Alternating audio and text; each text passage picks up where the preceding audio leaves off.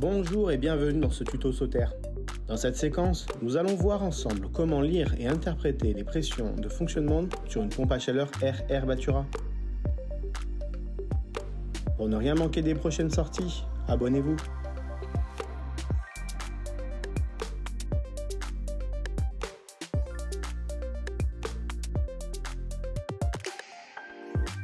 Cette manipulation doit être réalisée lors de l'entretien régulier obligatoire et lorsqu'une baisse de performance est ressentie. Pour mener à bien l'opération, vous aurez besoin de vos équipements de protection individuelle, un manomètre et une pompe à vide.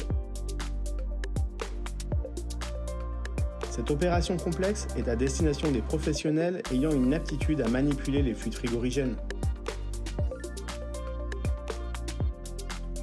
Fermez la vanne quart de tour des flexibles.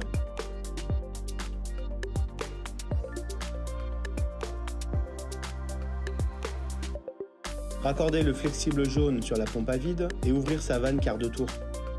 Ouvrez également les vannes basse et haute pression du manomètre.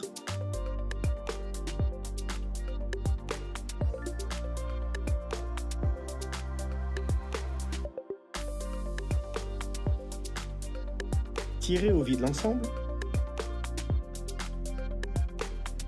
Arrêtez la pompe à vide une fois le vide atteint. Le vacuomètre doit afficher 500 microns. Il est l'heure de mesurer la pression. Pour cela, lancez l'unité intérieure en test run. L'unité démarrera en mode rafraîchissement si le mode n'est pas modifié depuis la télécommande. Cela vous permettra de mesurer la basse pression.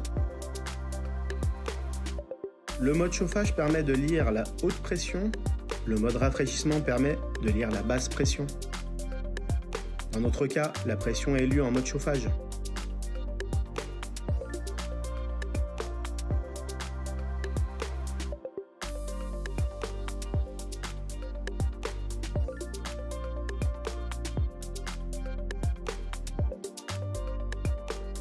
La valeur normale de la basse pression se situe entre 8 et 11 bars, alors que la haute pression se situe entre 27 et 31 bars.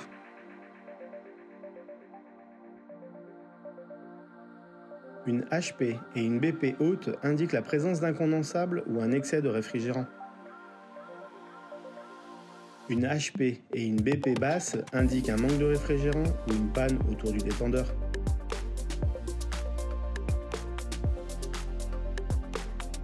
Une HP haute et une BP basse indiquent la possible présence d'un bouchon dans le circuit frigorifique.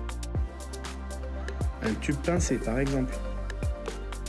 Une HP et une BP similaires indiquent une possible défaillance autour du compresseur ou de la vanne 4 voies. Voilà, vous savez contrôler et interpréter les valeurs de pression du réfrigérant R32.